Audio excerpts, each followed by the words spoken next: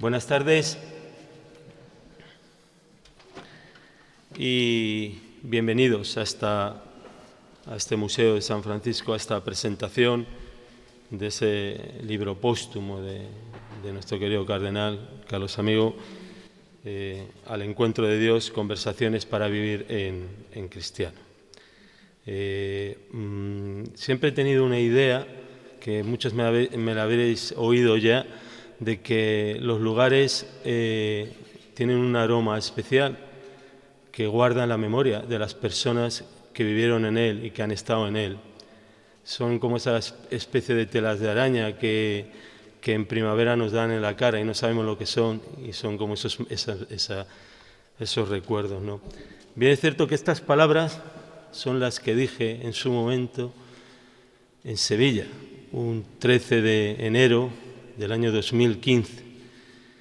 Y a mi lado, codo con codo, por eso la importancia de las palabras no es que fueran mías, es que tenía justo a mi lado al cardenal Carlos Amigo. Era el Salón del Almirante en el Real Alcázar de Sevilla y mi misión era hablar un poco de las relaciones entre Sevilla y Medina de Rioseco. El día anterior, en el Ayuntamiento de Sevilla, se había inaugurado una gran exposición que conmemoraba el 80 cumpleaños de don Carlos. Había estado aquí en Medina de Rioseco, se había inaugurado el 23 de agosto, luego viajó a Sevilla, organizada por el Ayuntamiento, con la colaboración de la Asociación de Templos, el Citajújar, la Diputación de Valladolid, la Catedral de Sevilla, el Arzobispado de Sevilla, en fin. Yo le tenía al lado y él me miraba con esa curiosidad que le caracterizaba siempre, ¿no? Hablaba yo esta mañana con don Pablo, esa curiosidad que Axo de Mes, que veía en su maestro, Guillermo de Baskerville, el franciscano Guillermo de Baskerville, protagonista del Nombre de la Rosa, de Humberto Eco. Y esas palabras que entonces dije, las vuelvo a repetir aquí, en este espacio, en el que guarda la memoria evidentemente de los almirantes, de todos los franciscanos que han pasado por aquí, y cómo no guarda la memoria de nuestro cardenal. Él estuvo aquí en 2007, bueno, yo creo que ya de niño siempre dijo que había entrado aquí en esta iglesia, siempre le había fascinado los barros de Juan de Juni, el retablo, esa Virgen de la Esperanza maravillosa. Y después vino, muchos años después, a inaugurar su estatua en 2007. Después vendría también a inaugurar Chiara, esa exposición que hicimos para conmemorar el 800 aniversario de la fundación de las Clarisas. Vendría otras veces en un homenaje que le hicieron unos sevillanos. En fin, su memoria y su palabra están aquí presentes. Hemos hecho este acto y lo hacemos aquí, evidentemente por esa razón, y lo hacemos aquí en una parte determinada de la iglesia, que es justo delante de este retablo de San Jerónimo. Más allá de ser una obra de arte única, seguro que Javier Burrieza pues podría hablar largo y tendido de ella, ¿no? Es el significado. Él renunció a ser cardenal, lo que le uniría en esa condición de cardenal, como vemos aquí a la izquierda o a su izquierda, a nuestra derecha, el capelo cardenalicio, ¿no? Él fue el traductor de la Biblia al latín y al hebreo al latín en lo que se llamó la Vulgata, que es la edición para el pueblo. Es decir, él quería, por medio del Papa, que se lo encomendó, Damaso I, ¿no? Quería que la Biblia llegara a todo el mundo. Yo creo que ese es otro de los cometidos que don Carlos siempre tuvo a través de sus escritos y de sus homilías, ¿no? Tenemos el león aquí también, siempre presente al lado de San Jerónimo. Según una leyenda, este león, bueno, pues cuando San Jerónimo se retira al desierto a orar, casi 3 años, pues se encuentra con un león. El león tiene una espina clavada en la pata. Bueno, pues San Jerónimo se la quita y el león se queda a vivir toda la vida con San Jerónimo, de tal manera que cuando muere San Jerónimo, según cuenta la leyenda, el león se deja de morir delante de la sepultura. Por lo visto, pues esa leyenda debe atribuirse a San Gerásimo, que por analogía pues pasó a ser San Jerónimo. Pero a mí esa historia me gusta mucho, porque eso también fueron muchas esas espinas que don Carlos nos sacó con cada una de sus nuevas publicaciones, con cada una de sus nuevas homilías, con cada una de esa palabra que intentaba llegar. Y por eso yo creo que cuando él muere, como ese león le pasó un poco de todos nosotros, murió también con él, ¿no? Quizá, ¿qué es lo que pasa cuando muere un ser querido, ¿no? Que una parte de nosotros se muere también, ¿no? Con él, como le pasó a ese león de San Jerónimo, ¿no? Y por último, San Jerónimo es uno de los padres de la Iglesia latina, justo a San Agustín de Hipona, a Gregorio Magno y Ambrosio de Milán, todos santos, todos padres de la Iglesia por sus escritos. Por eso ahí está el libro. También hoy presentamos un libro, qué mejor que delante de un escritor tan grande como fue San Jerónimo. Escritor que ha pasado como a la historia dentro de esos 4 padres de la Iglesia, pero también dentro de esos 36 doctores de la Iglesia, por sus escritos que ya marcan un poco, que han marcado un poco el camino. Yo creo que ese camino también está marcado por todos los escritos de don Carlos, que son muchos, algunos muy profundos, muy teológicos, otros son muy divulgativos, muy para acercarles a todo el mundo. Y hoy lo que don Carlos, a título póstumo, lo que hace es eso, nos hace llegar estas nuevas palabras para que suenen, resuenen y nos sigan marcando el camino en esa labor que tienen los doctores de la Iglesia. Para esta presentación pues tenemos con nosotros allí al extremo de la mesa a Francisco Javier Navarro, que es el director de la editorial PPC, que es la editorial que ha llevado a cabo esta presentación. Junto a él, nuestro alcalde de Medina de Rioseco, David Esteban, y como no podía estar en esta presentación, don Pablo.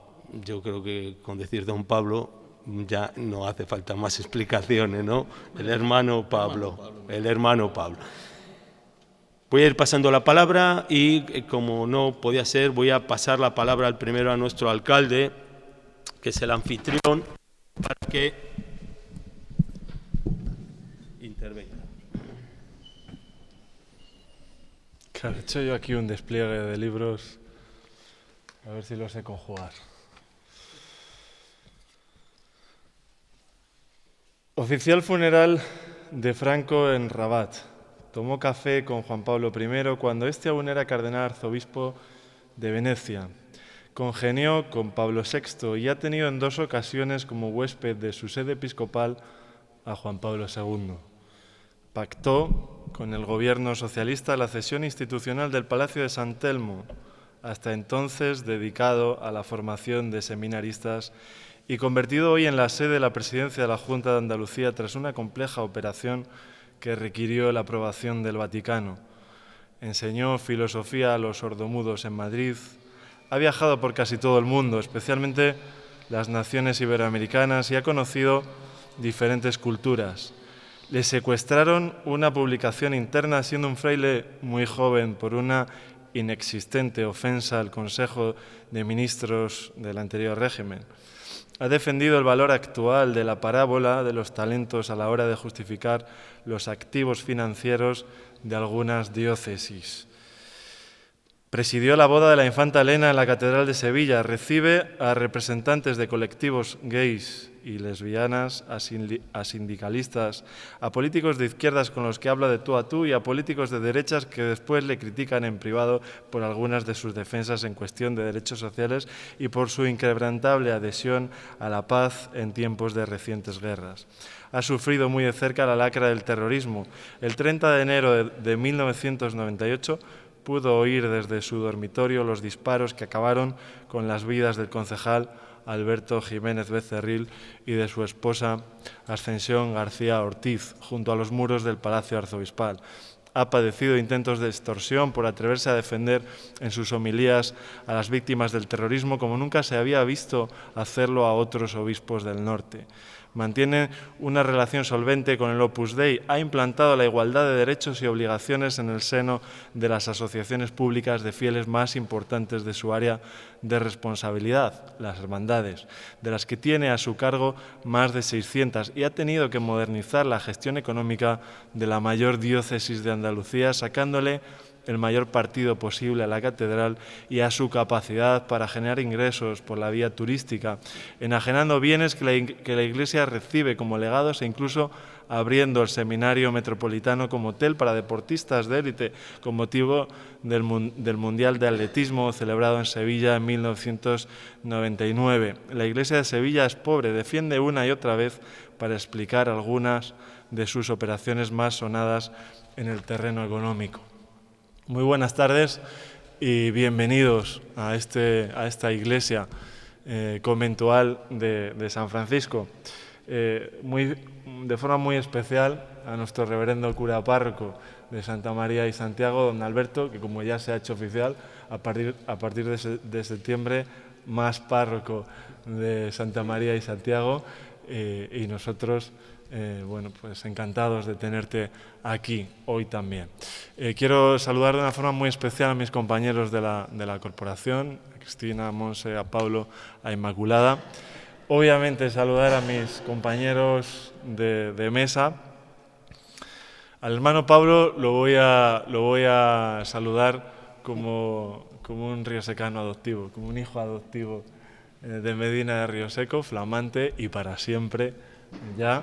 Es un placer, hermano Pablo, el placer es mío. Tenerte siempre. A Francisco Javier Navarro, primera vez de muchas. Estoy convencido. Director de la editorial PPC. Yo espero que bueno, quien llega a Rioseco pues experimenta una suerte de síndrome de Stendhal terracampino, y yo creo que lo estaba experimentando nada más entrar en la iglesia de San Francisco, y espero que el tiempo nos permita que puedas llevarte muchos más recuerdos, ¿no? Hay muchas personas a las que quiero saludar de una forma muy especial. Bueno, pues empezando por la familia, ¿no? Por su hermana, a quien recibimos desde Cantabria hasta aquí para pasar, bueno, pues un día yo creo que muy especial, de esos días inolvidables. Quiero saludar de una forma muy especial a mí sabéis que me gusta decirlo así, no exalcalde, sino alcalde emérito, don Manuel Fuentes. Saludar también a Paco en representación de los alcaldes de la comarca de la primera Villa del Libro de España, de Urueña. Querido Paco, gracias por venir. También, si hablamos de publicaciones, tenía que estar aquí Javier Burrieza con su familia. Muchas gracias por estar aquí. Querido Javier, riosecano, porque también eres riosecano, pregonero de nuestra Semana Santa y tantas cosas que te unen a tu ciudad. También quiero saludar de una forma especial a nuestra bibliotecaria, porque es muy importante la biblioteca y ahora hablaremos de ella. Y, cómo no, a todos y cada uno de los riosecanos, representantes de asociaciones. Bueno, he visto por ahí al presidente de Protemplos, al presidente de la Federación de Centros de Iniciativas Turísticas de Castilla y León y del Centro de Iniciativas Turísticas Ajújar de Medina de Rioseco. De alguna forma, sentiros todos saludados de una forma especial. Antes decía off the record que esta presentación la podíamos hacer perfectamente en la piscina, que hoy está a rebosar, pero los sitios explican mejor determinadas cosas, ¿no? Y yo creo que si esta presentación tenía que tener un espacio, tenía que ser este. La efigie del cardenal, bueno, pues es de alguna forma también ese testimonio presente y esa forma de hacerse también presente, aunque lo tenemos, como hemos venido diciendo en estas últimas fechas, y siempre es así, en nuestro corazón, a nuestro cardenal. Y es lo que vamos a presentar, lo que estamos presentando, el último libro, la última publicación, Al encuentro con Dios. Nos quedan muchas cosas de nuestro más universal riosecano, muchos aprendizajes, muchas homilías, muchas conversaciones que cada uno de nosotros hemos podido tener. Miguel ha hecho pública un recuerdo, ¿no?, suyo. Creo que todos y cada uno de nosotros podríamos expresar el que tenemos así más cercano, ¿no? Pero nos queda y le queda a la humanidad su obra, y su obra también literaria, ¿no? Me decía una persona, según venía, que me traía todos los libros. Y yo decía, pero todos los libros deben de ser 60 y pico. Bueno, me corregía el hermano Pablo y son un centenar. Bueno, quería antes saludar a nuestra bibliotecaria porque uno de los retos que tenemos es que en nuestra biblioteca recoja todas y cada una, si es que se puede, de las publicaciones de don Carlos, para que, bueno, que podamos ir a ellas, los riosecanos, ¿no? Se están cumpliendo 50 años del nombramiento como arzobispo de Tánger, precisamente en este año, el 17 de diciembre, que fue del 1973, aunque no se consagró casi hasta un trimestre después, un poquito más de un trimestre, 4 meses, ¿no?, en abril, después, en el 1974. Se están cumpliendo 70 años del inicio en el noviciado en el convento de San Francisco de Santiago, un 15 de octubre del 1953. Se están cumpliendo 20 años, y dice la canción, 20 años no es nada, de lo que sucediera en la Plaza del Vaticano, y lo que sucedió es que nos le hicieron cardenal, ¿no?, en ese mes de octubre, 21 de octubre, y se están cumpliendo 30 años, también por dar cifras así redondas, de la segunda visita de Juan Pablo II a la casa de don Carlos, por aquel entonces, ¿no?, a Sevilla, ¿no? Son muchas efemérides, pero es que de nuestro cardenal, podríamos estar hablando cualquier año, y cualquier año se cumplirían efemérides, porque ha sido tan importante su paso por este mundo que podríamos estar recordando cosas, ¿no? He querido que mis primeras palabras como introducción fueran el inicio de un libro que es Cardenal Amigo, Perfil y Pensamiento, de Carlos Navarro y Alfonso Pedrosa, que en realidad no es un libro, sino que es una tertulia, ¿no?, una pequeña entrevista, ¿no?, con tres personas, y el protagonista obviamente el Cardenal Amigo, ¿no? Y se iniciaba la semblanza de esa forma. Hay mucho más. Voy a leer una parte de otro libro y voy a explicar por qué, y voy a acabar leyendo un poco de Al encuentro con Dios, y le doy la palabra al director de la editorial, y escuchamos a lo verdaderamente importante, ¿no?, que es tanto a la editorial como al hermano Pablo, ¿no? Y no quiero dejar de agradecer las palabras y que nos está acogiendo, ¿no?, porque es el director de este museo de Miguel García Marván, y todo su trabajo también para con el cardenal, que ha sido importante. Islam y cristianismo, yo creo que fue, y aprovecho que también hay representantes de la Asociación de Amigos del Camino de Santiago, creo que fue en uno de los encuentros del ciclo de conferencias en los que el cardenal estuvo. Recuerdo una comida dentro de ese ciclo, y creo que fue el año 2018, a finales, 2019 probablemente. Pues hablábamos sobre... Yo recientemente había estado en el Sáhara y hablábamos sobre su estancia pues allí, ¿no?, sobre sus impresiones.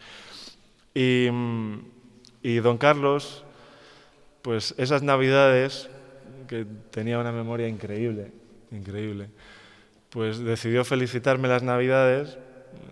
Quiero llegar a Belén, Señor, porque es allí donde me esperas, y darme cuenta de que tú, recostado en un pesebre, eres el pan de mi vida, que lo dijo Francisco, ¿no? Me felicitó las Navidades con su libro Islam y Cristianismo. Es tal, yo creo que es tal la sapiencia que ha dejado para la historia contemporánea, que yo creo que tiene que pasar tiempo para que con esa perspectiva, ¿no?, una cierta lejanía, podamos valorar la verdadera importancia de ello, ¿no? El epílogo de ese libro es para marcar, a mí me lo parece. El fenómeno de la inmigración está haciendo una realidad cotidiana el pluralismo étnico, cultural y religioso, con todos los problemas y perspectivas que esto conlleva desde el punto de vista evangelizador e interreligioso. Si se quiere que el encuentro y diálogo con los musulmanes sea correcto, se necesitará una formación adecuada. En el encuentro con los periodistas durante el viaje a Tierra Santa, Benedicto XVI decía que estábamos en un momento difícil, pero hay esperanzas de dar un nuevo impulso en el camino de la paz. ¡Qué actual! Resaltaba el Papa la importancia e imprescindible labor de enseñanza y la formación que se lleva a cabo en las escuelas cristianas y en las que participan igualmente alumnos musulmanes. La formación es el mejor camino hacia la paz. Formar y educar es condición de libertad para la fe y la conciencia, así como para impulsar las virtudes sociales y cuanto se refiere a la participación democrática en la vida ciudadana. La religión y la libertad están íntimamente vinculadas en la contribución a una democracia estable que favorezca las virtudes sociales y la participación en la vida comunitaria de todos sus ciudadanos. En las áreas urbanas es normal que las personas procedentes de sustratos culturales y religiosos diversos se impliquen de manera conjunta cada día en entidades comerciales, sociales y educativas. Hoy jóvenes cristianos, judíos, musulmanes, hindúes, budistas y niños de todas las religiones se sientan en las aulas de todo el país, uno junto a otro, aprendiendo unos de otros. Esta diversidad da lugar a nuevos retos que suscitan una reflexión más profunda sobre los principios fundamentales de una sociedad democrática. Es de desear que vuestra experiencia anime a otros, siendo conscientes de que una sociedad unida puede proceder de una pluralidad de pueblos, e pluribus unum, de muchos uno, a condición de que todos reconozcan la libertad religiosa como un derecho civil fundamental. Y finalizaba: una buena formación es imprescindible para afrontar los nuevos retos, defenderse de la apatía, el desinterés, la parcialidad y el sectarismo, y por otra parte trabajar con esperanza por el diálogo interreligioso. Pocas veces se ha insistido tanto en lo que respecta al diálogo interreligioso, en un tema tan importante como es el del estudio y de la investigación. Benedicto XVI ha repetido que enseñanza e investigación en el contexto de la fe, de la razón y de la verdad son un servicio impagable a la sociedad. Esa formación, especialmente en los niveles superiores universitarios, contribuirá necesariamente al desarrollo económico y social. Por eso la Iglesia promueve universidades en las que cristianos y musulmanes comparten estudio y cualificación profesional. Lo religioso es buena aportación a la formación cultural y social, pues no solo se contribuye a la adecuada preparación científica, sino a la solidaridad y a la acción caritativa. Me parece que ir a sus obras es una fuente de conocimiento, de inspiración y de sabiduría. Y lo que hoy estamos haciendo es que el pueblo de Medina de Rioseco, su pueblo, pues se está haciendo eco verdaderamente de su última obra, y yo quiero agradecer de una forma pues muy especial a su secretario particular, que lo va a ser siempre, y a la editorial que hayáis apostado, ¿no?, porque bueno, pues esta publicación vea la luz. Desde Medina de Rioseco, en nombre de todos los riosecanos, os doy las gracias. No solo hay que creer en Dios, sino creerlo como verdaderamente es y existe. Lo peor no es la duda, es la incomunicación, el no querer saber nada de Dios. Quedarse en la mera opinión conduce al relativismo. Buscar sinceramente la verdad asegura la certeza. La sospecha lleva a la incertidumbre, la palabra con mayúsculas a la seguridad. había también había elegido parte de una parte en la que habla de los últimos días y de la conversión, que me parecía que venía muy al caso, ¿no? Pero no voy a hacer lo que dicen ahora, ese concepto que ya todos conocemos, ¿no? No voy a hacer spoiler y os invito a que compréis el libro, que lo podáis leer. A mí me llamaba la atención especialmente esa parte, porque bueno, tenemos muy cercanos esos últimos días del cardenal, que no son los últimos días, porque sigue estando muy presente, ¿no? Y de verdad que el hecho de que hoy estemos aquí presentando esta publicación, pues hace lo que yo creo, hace tangible y hace visible lo que yo creo que es una realidad en cada uno de nosotros. Y es que el cardenal está muy presente en nuestras vidas. Así que tenemos una obligación que es acercarnos a la obra del cardenal, hacerlo ahora con esta obra, con el encuentro con Dios. Quiero agradecer que está Juan Manuel por aquí también y que tenemos esa librería de proximidad, la tenemos siempre, bueno, pues que lo tenemos para poder acudir para otras publicaciones. Yo he hablado de Islam y cristianismo, pero podríamos hablar de cualquiera de las otras 99. Que acudamos a ellas y que lo tengamos también como libro de cabecera. Nada más, os agradezco vuestra presencia, vuestra escucha, vuestra participación y también ejercer de altavoz a partir de donde estamos, ¿no? Estamos en la novena del Carmen. También quiero acordarme de don Jesús Hernández, que estoy viendo a la presidenta del Carmen, a Pilar, y que yo creo que todos los días pues son días para acordarnos también del cardenal y de su obra. Nada más y os dejo con el director de la editorial, con Francisco Javier Navarro. Antes de ceder la palabra, Francisco Javier Navarro, como bien ha dicho el alcalde, es director editorial de PPC, una editorial de libros religiosos, educativos, catequesis y revista. Es una editorial confesional católica, es una editorial laica, es una editorial independiente. Tiene más de 700 títulos y, bueno, pues este sello editorial editó ya otros libros a Fray Carlos, Francisco de Asís y la Iglesia en 2007, Sacerdotes también ese mismo año, al año siguiente Religiosidad Popular, sus cartas pastorales del 82 al 2007, que se publicó en 2008, Vida y Ministerio en 2009, Diccionario de Religiosidad Popular en 2013, Francisco de Asís y el Papa Francisco en 2014 y A tiempos recios, virtudes bien templadas en 2020. Más, lo hablábamos, ¿verdad, Francisco Javier? Los cientos y cientos de artículos en la revista Vida Nueva que también publica PPC. Tiene la palabra Francisco Javier Navarro.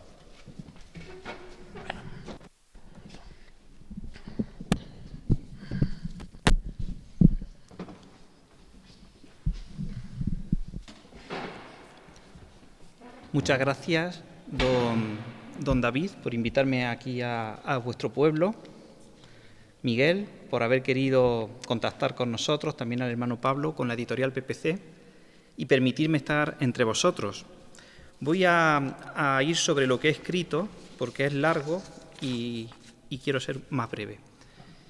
Estoy aquí, lo diría como con temor y temblor, se suele decir, porque no es lo mismo presentar un libro de un autor en un salón de actos, en una universidad, quizá ahí estoy yo más cómodo, pero venir dentro de la casa de uno es distinto. O sea, estar dentro con la hermana, con los sobrinos, con paisanos de don Carlos, pues me causa cierta congoja. Pero no congoja en el sentido negativo, sino privilegio de poder estar, se puede decir, en lo íntimo, ¿no? En lo cotidiano, en lo que va más allá de lo institucional, de lo eclesial. Entonces, pues mi agradecimiento es doble por haberme permitido pues experimentar, estar aquí esta tarde con vosotros. y con la conciencia clara de que don Carlos también está presente. Eso yo lo tengo como si estuviera aquí sentado a mi lado. Y como director editorial me gustaría explicar siempre, intento darle pues la visión editorial a mi intervención. En este caso me gustaría partir de una analogía a lo mejor un poco atrevida, porque la analogía que quiero hacer es con el prólogo de San Juan, cuando dice a Dios no lo ha visto nadie jamás, Dios unigénito, o sea, Jesucristo, es quien nos lo da a conocer. Es decir, quien quiera conocer a Dios, que mire a Cristo, que es la ventana privilegiada de acceso a Dios. Pues haciendo la analogía, yo diría, ya digo atrevida, que me perdone el señor párroco, que quien quiera conocer a PPC, que no lo ha visto nadie jamás, ni yo lo he visto a PPC. El PPC es una entelequia, es una editorial que tiene pues, muchos años. Vamos a celebrar pronto fue del 58, el 70 aniversario, 53, el 70 aniversario vamos a celebrar ahora, pero yo a PPC no lo conozco. Quien quiera conocer a PPC, que mire a través de sus autores. Entonces yo quiero destacar, para explicaros qué considero como director editorial importante en un autor puesto en don Carlos. Y viendo a don Carlos, pues así conocéis un poco quién es PPC, qué clase de editorial es PPC y qué misión dentro de la Iglesia queremos hacer. La primera nota que quiero destacar de don Carlos y que me gustaría que mi editorial trabajara en la implementación de esto es la eclesialidad. Desde anoche, por decir algo, el debate famoso de Feijóo y Sánchez, se puede ver que vivimos en una sociedad súper polarizada. Fuera de quién ganara o quién perdiera, fue un debate de bronco, fue un debate de interrupciones, un debate digo, ¿cómo es posible que dos personas que quieren ser presidente del gobierno no se escuchen? De ahí para abajo, hasta cada uno de nosotros. Vivimos en una sociedad muy polarizada. Y echando la vista atrás, pues la Iglesia también ha estado polarizada y está polarizada. Y me gustaría leer un pequeñito texto de la Carta a los Corintios, donde ya en el siglo I San Pablo sufría la polarización dentro de la Iglesia. En este caso en Corinto había un personaje llamado Apolo, que predicaba a Cristo también, y estaban los partidarios de Apolo y los partidarios de Pablo, y estaban polarizados, igual que podemos decir, salvando las distancias, están los partidarios de Francisco y los partidarios de Benedicto XVI, polarización dentro de la Iglesia. Pues decía en aquel momento San Pablo, si uno dice yo soy de Pablo y otro yo soy de Apolo, ¿no os comportáis al modo humano? En definitiva, ¿quién es Apolo y quién es Pablo? Ambos son servidores a través de los cuales accedisteis a la fe y cada uno de ellos como el Señor le dio a entender. Yo planté, dice Pablo, Apolo regó, pero fue Dios quien hizo crecer, de modo que ni el que planta es nada, ni tampoco el que riega, sino Dios que hace crecer. Y pienso en don Carlos. Como bien habéis dicho, es obispo desde el año 73, 50 años. Es decir, obispo en el pontificado de Pablo VI, de Juan Pablo I, de Juan Pablo II, de Benedicto XVI y de Francisco. Papas muy distintos unos de otros. Sin embargo, todo el que tenía acceso a don Carlos tenía la sensación de que estaba accediendo a la comunión de la Iglesia. Es decir, era una persona eclesial, una persona que no polarizaba, sí denunciaba, tenía una voz muy crítica con muchas cosas y muchas de ellas están publicadas, pero no polarizaba porque buscaba que Cristo, su principal horizonte era Cristo, que Cristo se encontrara con cada uno de nosotros. Por tanto, destaco de don Carlos que en el ambiente en el que uno vive desde el siglo I hasta el siglo XXI, polarizado, porque todas las épocas han tenido sus tensiones, don Carlos ha sabido no quemar puentes, sino al contrario, construir puentes. Entonces, es una nota que buscamos en nuestras publicaciones, que es la eclesialidad. La segunda nota que quiero recalcar son tres. Ya voy por la segunda. La segunda nota que quiero recalcar es la encarnación. Y lo hablábamos antes. Y me remito otra vez al Evangelio. Cristo, yo creo que no será nunca suficientemente contemplado, ni estudiado, ni reflexionado, los encuentros que Cristo tenía con la gente. Son encuentros tremendamente transformadores. Y fundamentalmente porque lo que se encontraba era una persona con otra persona, un encuentro de alta calidad. No una persona con una máscara que intenta aparentar lo que es, sino una persona en su autenticidad, con otra persona en su autenticidad, con sus virtudes, con sus miserias, con sus defectos. En este sentido, don Carlos, yo creo que es una persona que propiciaba esos encuentros al modo de Jesús. Era capaz de conectar contigo personalmente. Cuando tú has narrado que te regaló el libro, estaba conectando contigo. Son encuentros personales. Y eso es lo que hace que realmente nuestra fe tenga sentido. Por mucho que un obispo nos repita un número del Catecismo de la Iglesia Católica o un canon del derecho canónico, si eso no lo hace vida y encuentro personal, pues no sirve de nada. Entonces, lo que valoro de don Carlos como autor es que es capaz de producir un encuentro de esa persona que es autor con los lectores en su propia realidad. Sabe hablar el lenguaje de todos, el lenguaje significativo. Habla con autoridad, como Jesús hacía. Hablaba con autoridad en este sentido. Entonces, esa es la segunda nota que quiero destacar de don Carlos. Y por último, ojalá que todos nuestros autores estuvieran al mismo nivel. Algo hablé también en la presentación de Sevilla de este tema, que es el tema del acompañante.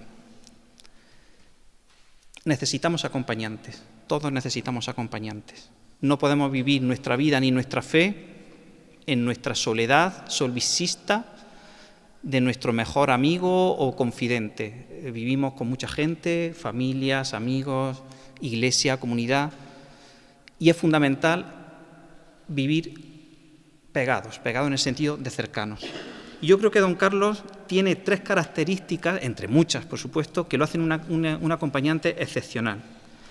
El primero es que estoy seguro, sobre todo porque hay un testimonio viviente aquí, que es el hermano Pablo, que es buen acompañante porque él se dejó acompañar. Por ti, principalmente, que estuviste por un montón de años, no sé cuántos, un montón, a su lado. Son misterios. Es un misterio los años que estuvo al lado. Entonces, cuando uno se deja acompañar, se conoce bien a sí mismo, conoce sus miserias, sus fortalezas, sus inquietudes, y se siente pues uno más dentro de todos. Y eso le permite ser buen acompañante. Y fundamentalmente, como segunda nota, es una persona que ha tenido un encuentro personal con Cristo. No hay que dar por hecho que un obispo tenga un encuentro personal con Cristo. A lo mejor algún obispo no lo ha tenido nunca, y es obispo. O sacerdotes, o laicos.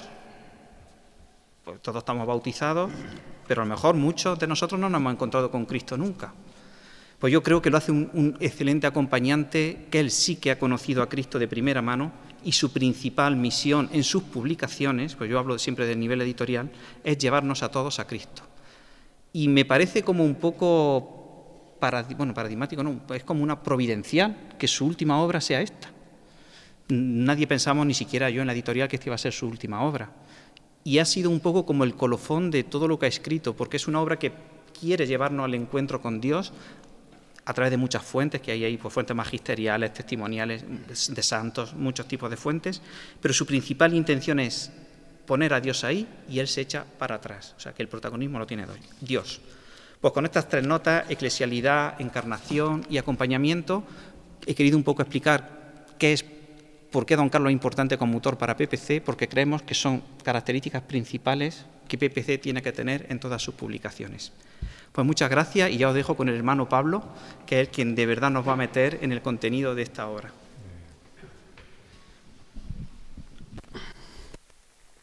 Pues muchas gracias, Francisco Javier. La verdad es que no me cansaré nunca de agradecer a las editoriales su labor, ya que una obra tiene 2 nacimientos, cuando la escribe el autor, pero se quedaría en ese primer nacimiento, y un segundo nacimiento más importante cuando la editorial la entrega al lector.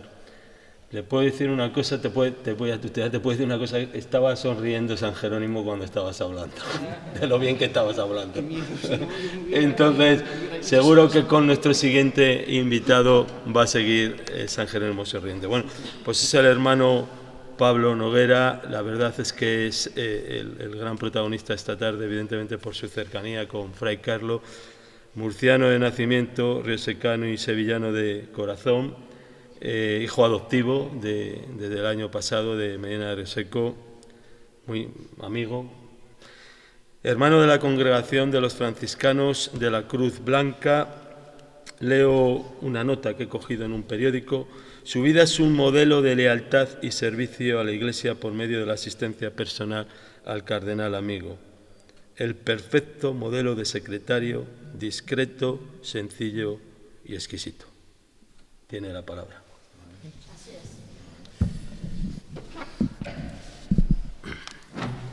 Bueno, pues no sé si lo mejor es hablar el primero o hablar el último, pero en fin, me ha tocado ser el penúltimo, porque la última palabra siempre la tiene nuestro Señor. No sé si se han dado cuenta al llegar a este precioso templo de San Francisco, precioso templo conventual, que quien nos ha dado la bienvenida ha sido Fray Carlos, a la puerta, en el atrio, donde todos se encuentran para llegar al templo. Y nos ha recibido, pero nos ha dicho, entrad, que ahí está lo importante. Es una iglesia que, aunque no esté abierta al culto, pero para nosotros siempre es un templo, siempre es algo que nos habla de Dios. Excelentísimo señor don David Esteban, alcalde de la ciudad, me va a perdonar, pero es que no veo muy bien y entonces tengo que ponerme así, disculpe. No, está bien. Don David Esteban, alcalde de la ciudad de los Almirantes de Castilla, Medina de Rioseco. Don Javier Navarro, director de la editorial PPC. Señor cura párroco, don Alberto, querido don Alberto. Querido Miguel. Autoridades, representaciones, Sor María. Sor María es la importante esta tarde, porque en ella se significa toda la familia Amigo Vallejo y no sabe cuánto le agradecemos que esté esta tarde aquí. Sobrinos, familiares del mismo Fray Carlos, vecinos y vecinas de Rioseco, señoras y señores. Libros callados, libros de las estanterías, vivos en su silencio, ardientes en su calma. Libros, los que consuelan, terciopelo del alma, y que siendo tan tristes, nos hacen la alegría. Después de este esbozo de poemas de Gabriela Mistral, quisiera comenzar mis palabras con las mismas de don Carlos, significando lo que para él suponía un libro, la intención que perseguía cuando se implicaba al escribirlo, la historia de su biblioteca particular y cómo los consideraba, si se puede decir así, como compañeros de camino. Abro comillas de lo que él decía. Desde niño me ha gustado mucho leer. En mi casa había bastantes libros y colecciones de revistas antiguas. Al principio me llamaban la atención los libros que tuvieran santos. Era lógico, pues podía leer más en la imagen que en el texto. Me gustaba hacer colección, leer tebeos con unos personajes inolvidables. Poco a poco, con los años, fue cambiando el gusto y el género. Me gustaba la historia, los grandes personajes. Después, la Sagrada Escritura. Y con ello, San Francisco de Asís. El resultado de todo fue ingresar en un convento franciscano. Igual que en mi propia vida, la biblioteca ha sido diferente, muy diferente. En los conventos franciscanos, cuando ingresara en ellos, aparte de los libros de especialidad propios de la formación, había un nutrido número de volúmenes de los temas más variados. En aquella época leía muchos artículos de revistas, aunque los que caían en nuestras manos en aquella época no siempre eran los de actualidad. Eran revistas de información religiosa y también científicas. En aquella época también leía los clásicos españoles, sobre todo autos sacramentales. Llegaría a Roma, que es el paraíso para un aficionado a los libros. Junto a la filosofía, la historia de la Iglesia, los acontecimientos mundiales, los papas y un montón de libros para preparar la graduación académica. Ya en Roma, la afición al libro yo ya la entendía, siendo sacerdote, como el deseo de evangelizar a través de las letras. Incluso para aquellos que no estaban interesados en la literatura o no tenían aptitudes para la lectura y comprensión de la misma.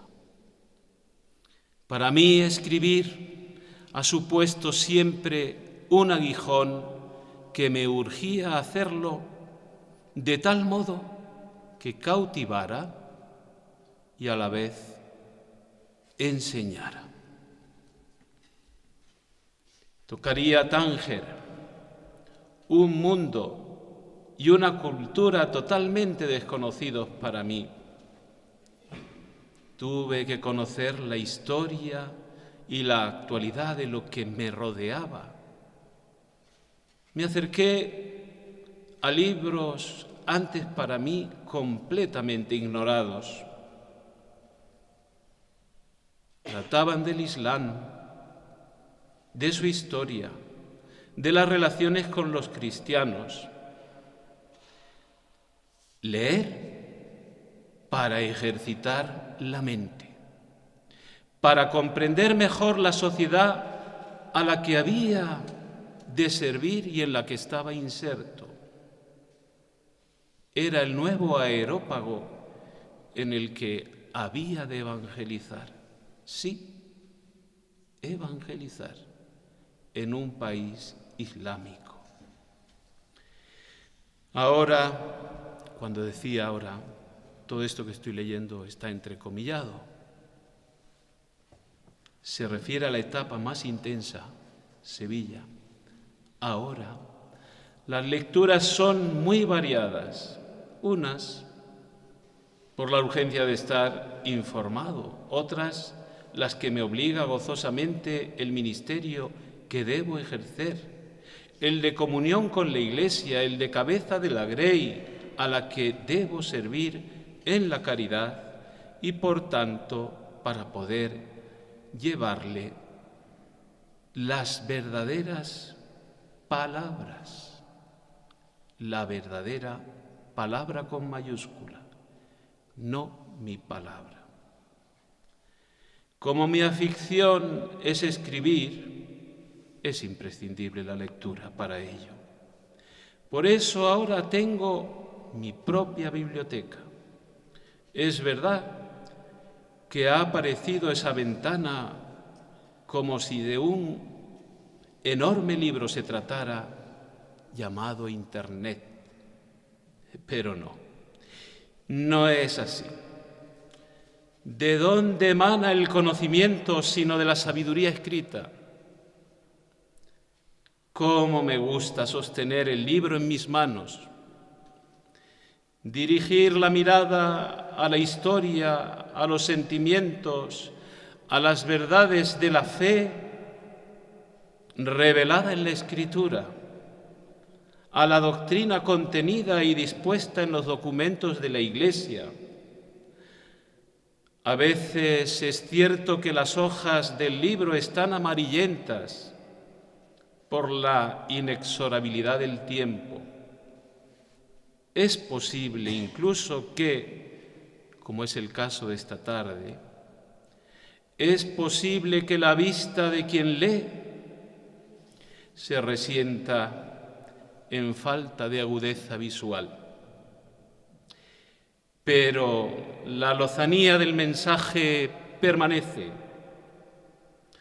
Pareciera que estuvieran anunciando la Sagrada Escritura cuando de ella se tratara.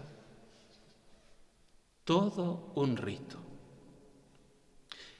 Pero, ¿para qué sirve, con permiso del señor alcalde, para qué sirve este libro?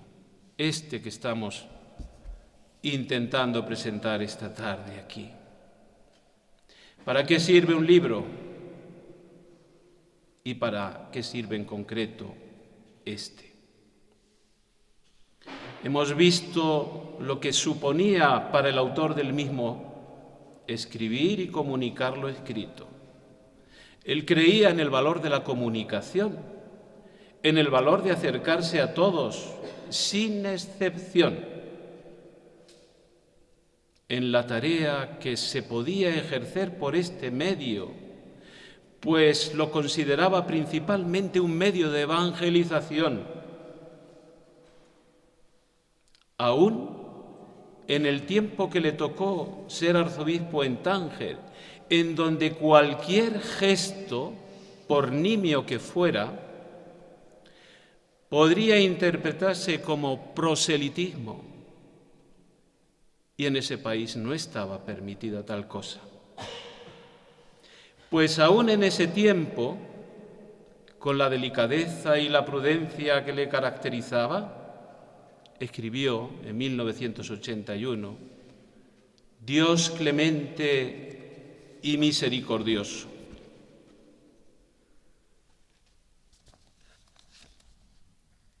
Que viene a ser la experiencia religiosa entre cristianos y musulmanes, apoyándose en la frase del Salmo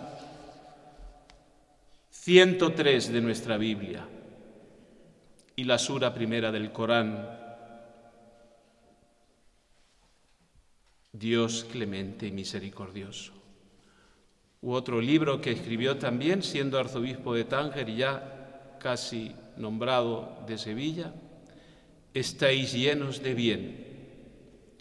Por ello tenía muy claro que al menos, y lo cumplía, doy fe de ello, al menos habría de escribir un libro al año para llegar a todos los públicos, no solo a los propios. Escribía un libro, una pastoral, un artículo en la prensa y otro en una revista de alta divulgación, o como aquí se ha referido, esa participación, esa colaboración que semanalmente tenía en la revista Vida Nueva y en otras revistas. Todos los medios y foros eran para él apropiados, pues a ellos acudían personas de diferente sensibilidad y a ellos debía llegar la palabra con mayúscula. Ya saben, ¿quién es la palabra con mayúscula? Cristo. Este libro, en concreto, entiendo que ha querido ser, sin él pretenderlo, como su testamento espiritual, al encuentro con Dios, conversaciones para vivir en cristiano.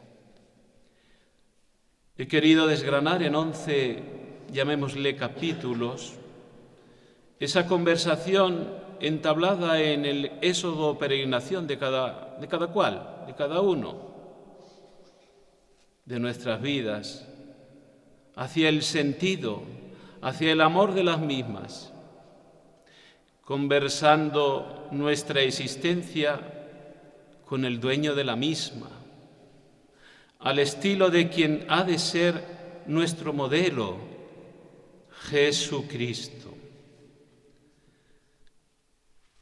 Me emociono cuando digo la palabra Jesucristo, porque en los últimos días de su vida repetía: por Jesucristo nuestro Señor, por Jesucristo nuestro Señor.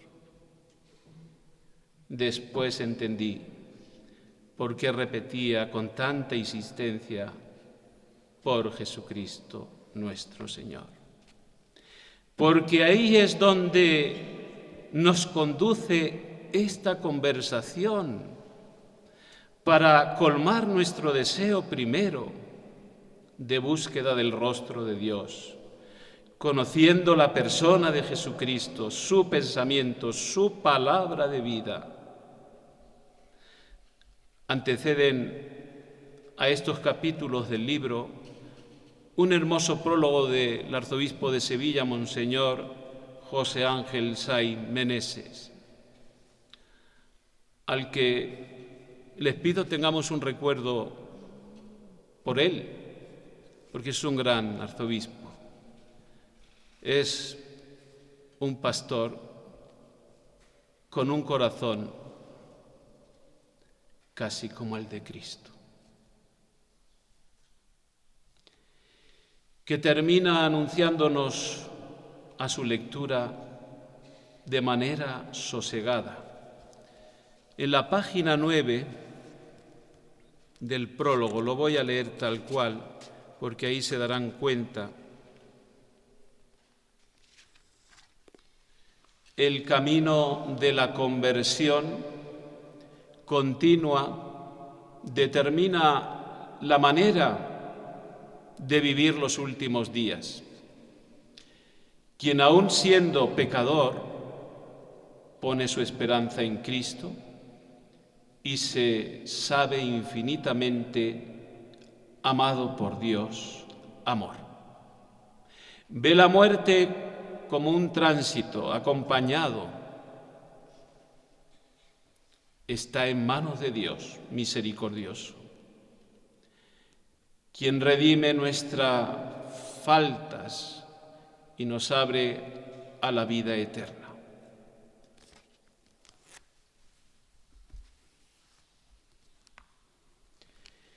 El primer capítulo,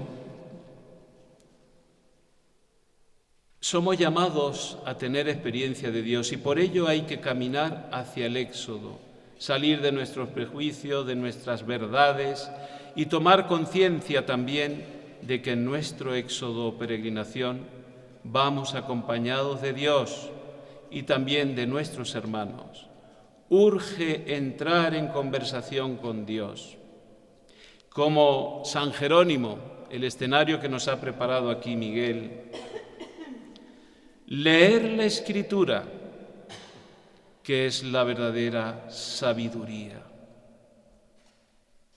El segundo capítulo es esa conversación que nos introducirá a la oración, a la meditación y a la contemplación.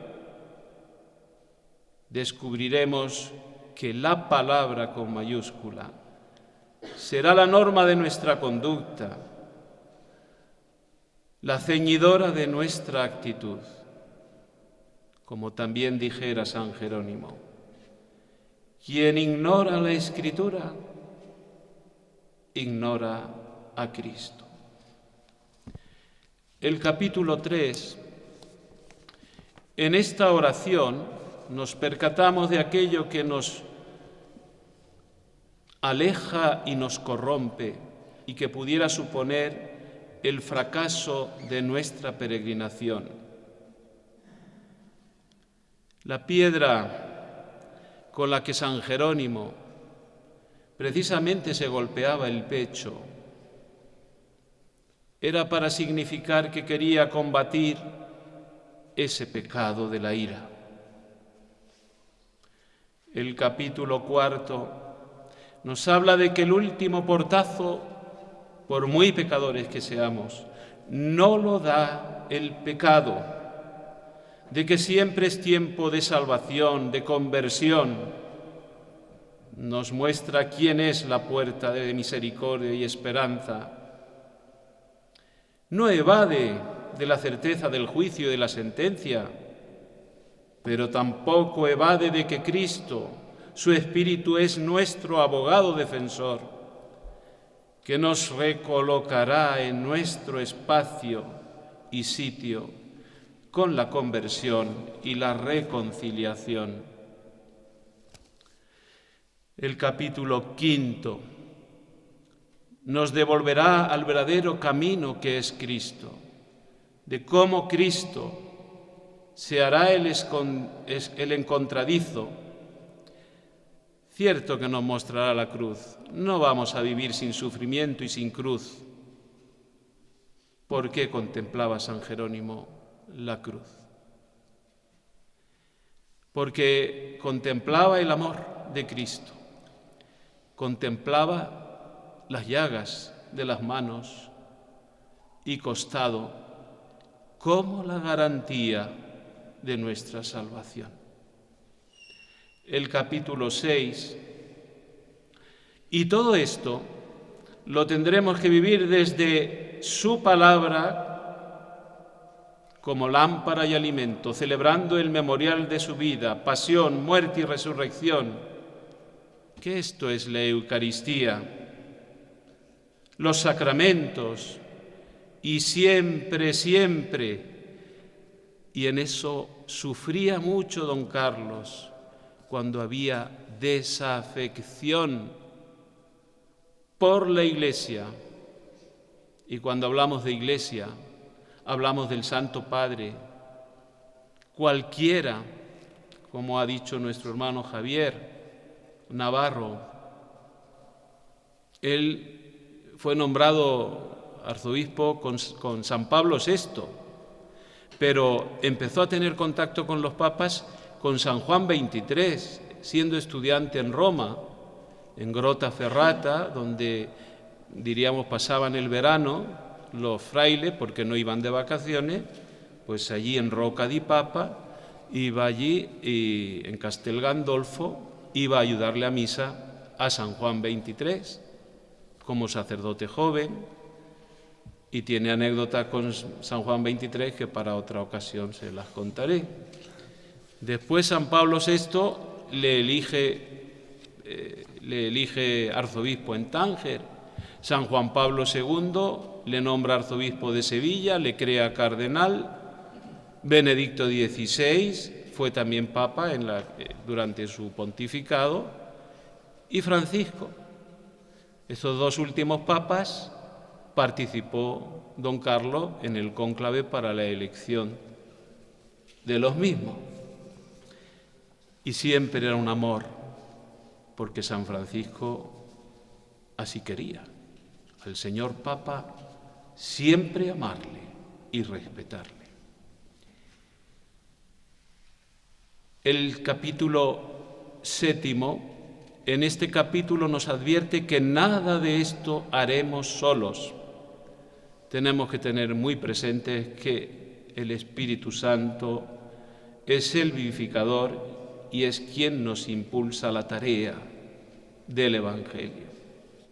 El capítulo 8, al sentirnos impulsados, pues constatamos que hemos de ser testigos del amor que hemos recibido y hemos de construir su civilización de amor.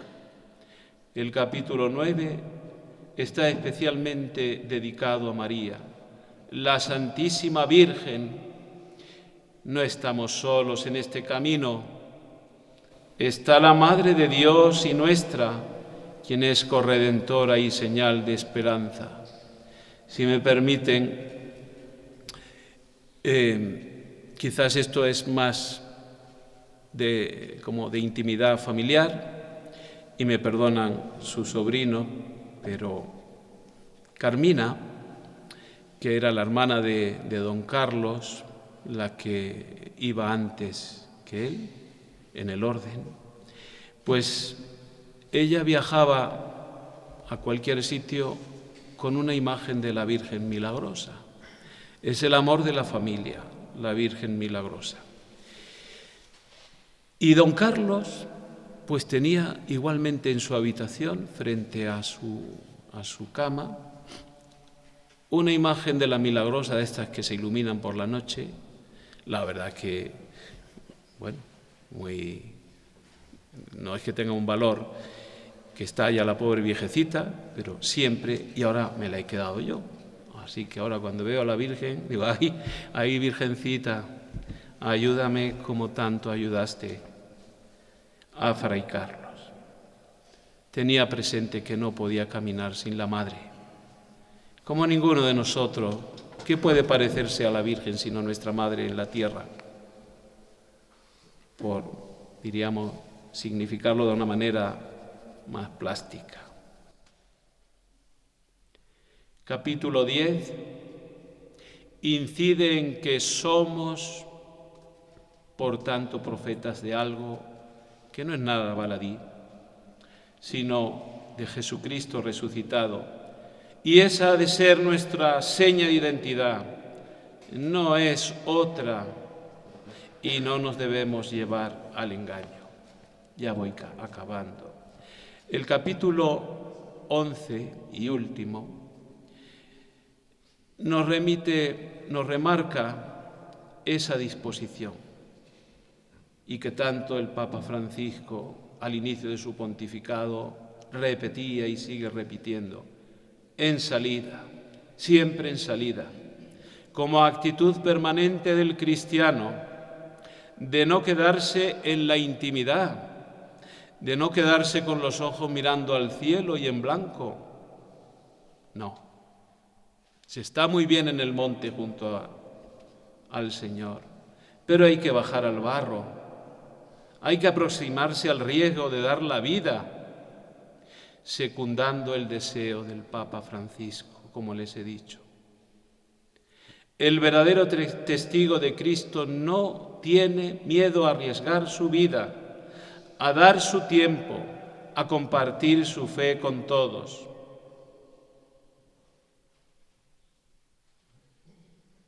Es un mandato del propio Espíritu Santo que nace en nuestro bautismo.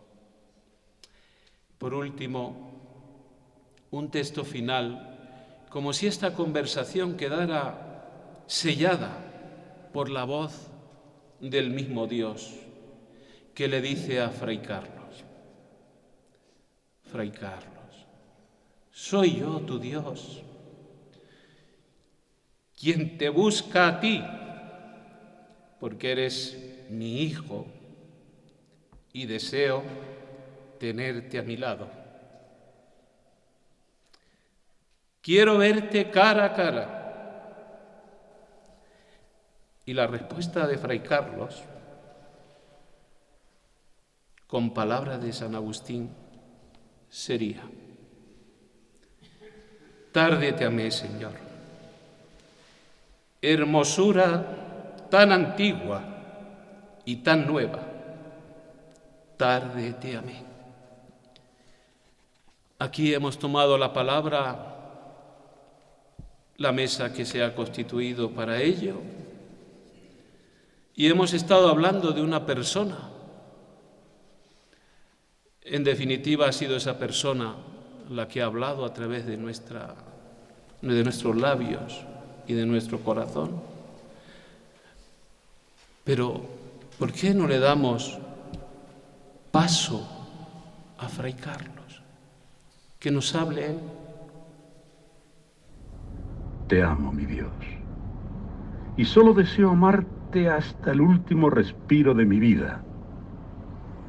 Si mi lengua no pudiera decir que te amo en cada instante, quiero que mi corazón te lo repita tantas veces cuantas respiro. Te amo, oh mi Dios Salvador, porque has sido crucificado por mí y me tienes acá, crucificado por ti, Dios mío. Dios mío, dame la gracia de morir amándote y sabiendo que te amo. Amén. Pues este texto viene contenido en el libro, por eso qué mejor que escuchar su voz. Pero después de todo este recorrido por bibliotecas diferentes, decía don Carlos, esto es un texto último, después de todo este recorrido por bibliotecas diferentes, tengo que decir que la auténtica biblioteca, el auténtico libro de mi vida, han sido las gentes con las que he convivido y de las que he aprendido las mejores lecciones. Muchas gracias.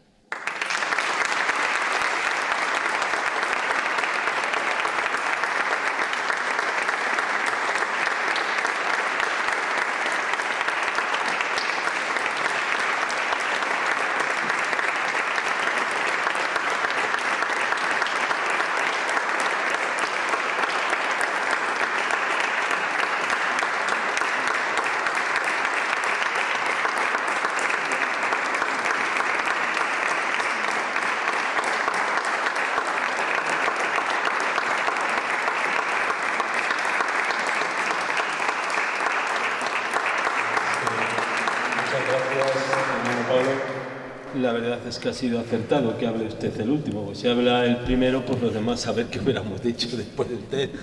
Creo yo que están de acuerdo el resto de mis compañeros de mesa. Bien, vamos a hacerles unos presentes a nuestros invitados, a Francisco Javier, evidentemente dándole las gracias por haber venido. Le vamos a regalar nuestro escudo alcalde, agradeciéndole.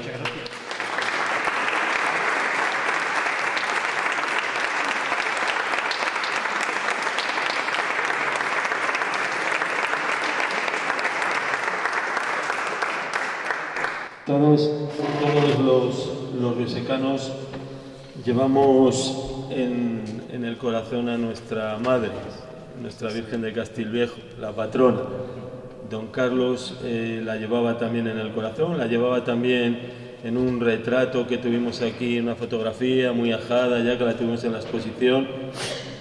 Y yo sé que ya como hijo adoptivo, pues hermano Pablo, usted ya lleva también la Virgen de Castilviejo en el corazón, pero queremos, señor alcalde, que la lleve también fuera como la llevaba con esta insignia de la Virgen de Castilviejo.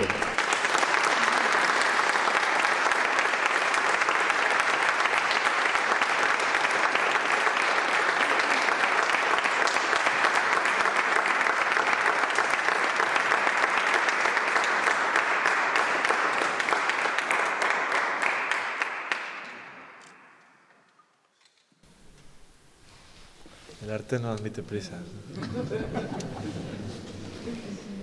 Está abierto.